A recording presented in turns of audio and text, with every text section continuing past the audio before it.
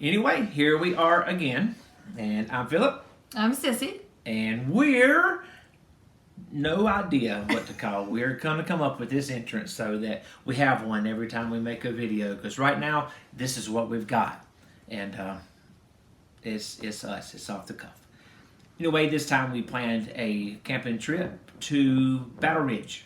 And that's close by. It's only maybe 22 miles here from where we are, but it's quite an elevation climb, and the sights were amazing.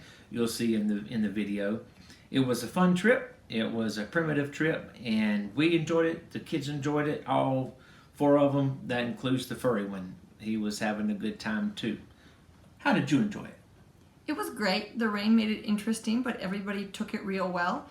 And I was really impressed with how well the kids did using a cat hole and pissing in the wild. Oh, I wasn't supposed to say that. Urinating in the wild. We don't know how you do the beep thing, so if the word piss bothers you, I'm sorry that it just got out there. So, yes, they did a great job. Even my son urinated in the wild. He was aiming and everything. It was really cool. Sorry. We really had a great time camping. And the first day we got into camp, it was hot, and I did not choose a very shady camping site, which kind of got me in trouble. So we had to jerry rig up a little bit of shade. Satan would have camped there. It had a beautiful view, though. It was fantabulous. And It was. but then as I was cooking dinner, some big clouds came up, and the wind started kicking, and we had a rainstorm. And it was all well and good. We quickly covered the Jeep with a tarp and hunkered down in there, and I managed to keep the fire going and supper cooking over the fire during the rainstorm. And we'll show you what that looks like. And however, we learned a few things from this. It's been many years since I've camped with children, and kind of forgot how much work it takes to get them in and out of the elements when you need to do it quickly. And the elements change very quickly here in Montana. Yes. We go from sweltering hot and complaining about sunburn to trying to get out of the rain. And to snow.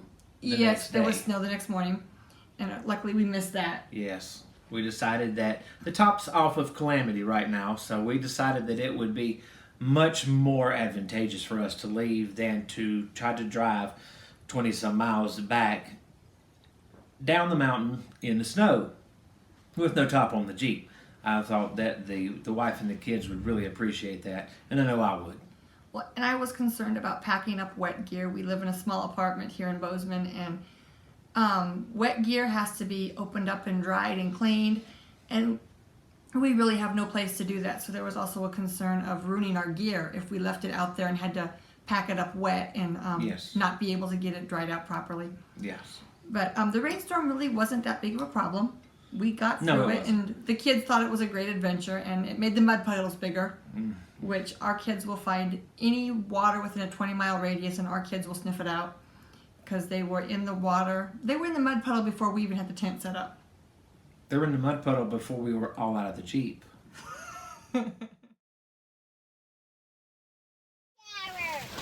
Well, here we are inside of Calamity with the tarp on side. Yes. So we can what? So we can do what? Camp again. No, we're going to say dry, like you said. Stay dry like what I said. Yes. I really like being Is it raining, Olin? dry. Uh-huh. Is it raining, Looney? Yeah. Where's Floki? Yeah. I don't like it. Where's Floki? Oh, he laid down? Move on it. Look at Floki. Floki said, I don't like the rain. I'm coming inside. So we're all sitting in the tarp, or in the Jeep, under the tarp, waiting for it to quit raining. As soon as it quits raining, we'll get back out and finish supper. But this is primitive camping. This is what happens. Yep, this is what we do. Oh, yeah. A few things we learned this time that we can pass on to you that might help you. And again, we talked to like nobody's ever camped, like we're the first campers in the world, and that is not the case. I know so many people are probably going, well, y'all are a bunch of idiots. You didn't think about that? No, we didn't. And but we're finding these things out, and just in case there are fellow idiots in the world who don't know these things, we're going to share them. One is to be prepared for the rain. I was never in the Boy Scouts. I was in the Cub Scouts, got out of it before I went to the Boy Scouts. So the be prepared thing didn't cross my mind. And I grew up in the suck it up family. Yeah, so you just dealt with it. And but rain, there are easier ways to deal with the rain than having to be caught by an emergency. Something as simple as a cover. An awning on the Jeep. You can get those from several different suppliers. Would have made a big difference. We don't have one yet. When we get a few $100, we'll get one.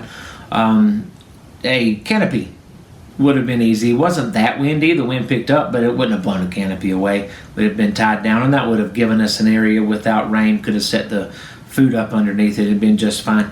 Just some subtle things to think about, I guess. In this part of the country, we've probably had more rain in the past few days than we've had since I've been in Montana for almost 5 years. It's a lot of rain, but still we should be prepared. So think about those things. Shoes. Might be a good idea to bring 2 or 3 pair of shoes for your kids, because just as soon as they step in the puddle, it's over, and it makes the rest of the hike rough on their feet, and kids can have a problem with their feet also. Shoes and socks get wet, it makes the feet actually start to peel and they can rot. That's not what happened with the kids here. They just went barefooted, which again is another thing you want to be careful primitive camping. There was a lot of glass up there where we were, and I was actually we'll quite upset with how that campsite had been used in the past. Yes, agreed. There was a mattress that was down the hill, not visible from the campsite, but if you walked down the hill to do your business, to go dig a cat hole and do your business and cover it up, there was a mattress out there, broken glass and stuff. From irresponsible campers, we would urge you to be responsible. The lands where we try to camp are free camping, which makes it affordable for us to go. Was one of the reasons why we do this channel, to let people know that you don't have to pay a lot for camping. You can get camping as cheap as $8 or $12 a night or $15 a night if you just have to have restrooms and access to fresh water and stuff like that. So you can get it pretty cheap, and there are lots of places that you can get it for free. So those free sites, though, are government land that are actually being threatened to be taken away. That land belongs to you. Yes, and I would urge you to encourage other people to keep it clean and to keep it like you found it. Pack in, pack out, and certainly if you pack in a bottle of vodka, hey, go for it. I don't mind. Just pack it back out with you.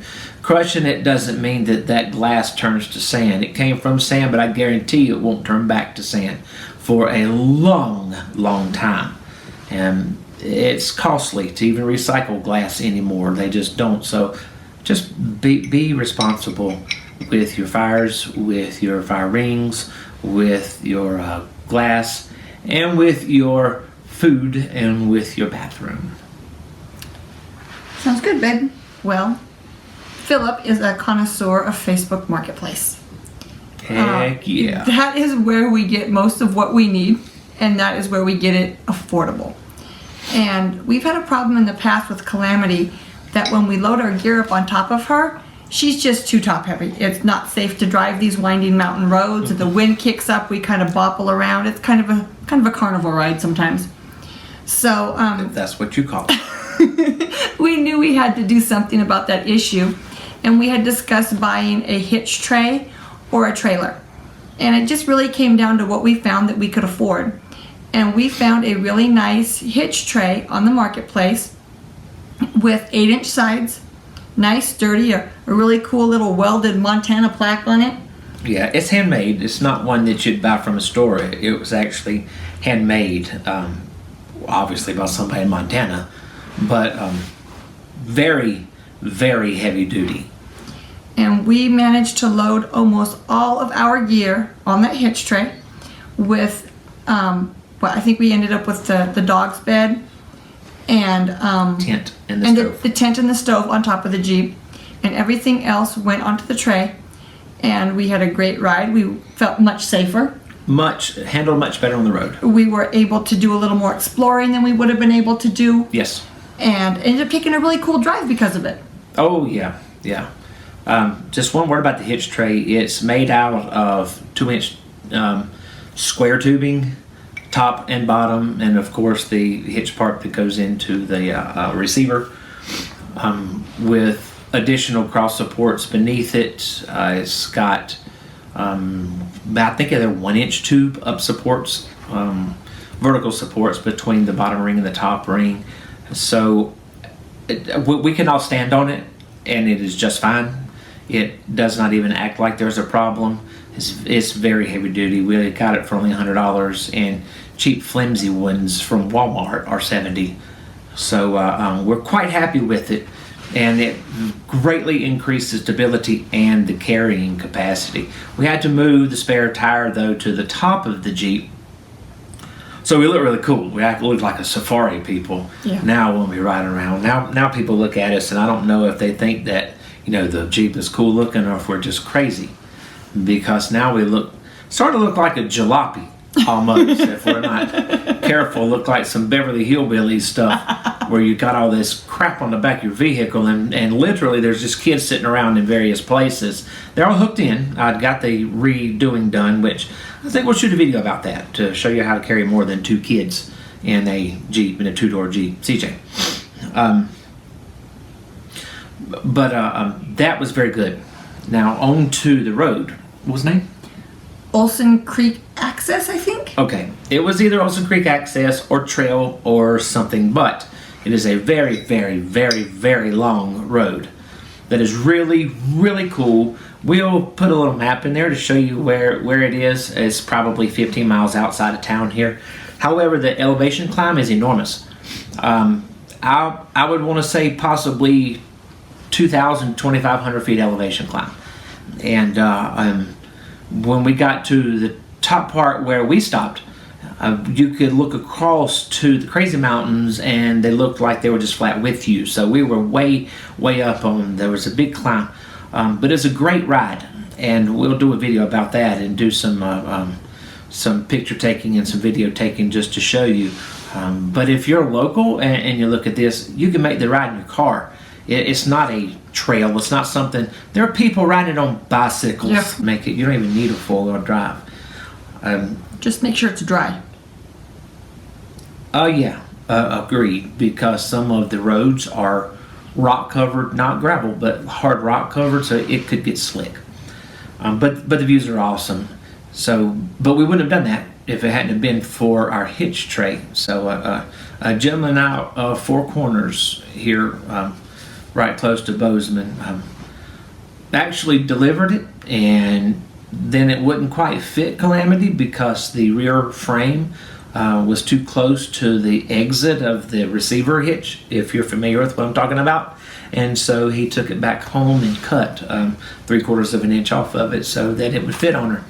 And great guy, had some nice dogs, really, really fat pit bull, like fat. You're not supposed to insult people's dogs. I'm not insulting the dog. He was just big. The dog was fat. That's all there is to it. He was cool. I mean, he was real cool. But when they threw the tennis ball, he didn't chase it. Oh, no. Great guy, though. Great friends, great family out there. And we really appreciate that. If you run across the video, thumbs up to you. Thank you. And that really made it possible. So we'll have more about that road also. Tell them about the cooler. I don't remember the name of the cooler. Permafrost. Permafrost. We got a Permafrost cooler because up until now we have been camping with a little Coleman lunchbox cooler and basically eating cooked food the first night, and then things like crackers and cheese, which was of course cool, but it'll fit in that little cooler. Crackers, cheese, peanut butter and jelly. Things that won't kill us. Yeah, because we don't have any way to keep it cold for more than the first day. And so we got a Permafrost cooler, which is actually made by a company here in Bozeman. They're not actually manufactured in Bozeman. They're kind of deceptive when you start reading the information. The company, they were designed here in Bozeman. Yes, the company is out of and Bozeman. it's owned here, but they're not made here. But like most roto molded coolers, apparently they're Chinese. Right, but it's great. It looks cool, And we got it before Trump did all these damn tariffs on China. and it is great for holding our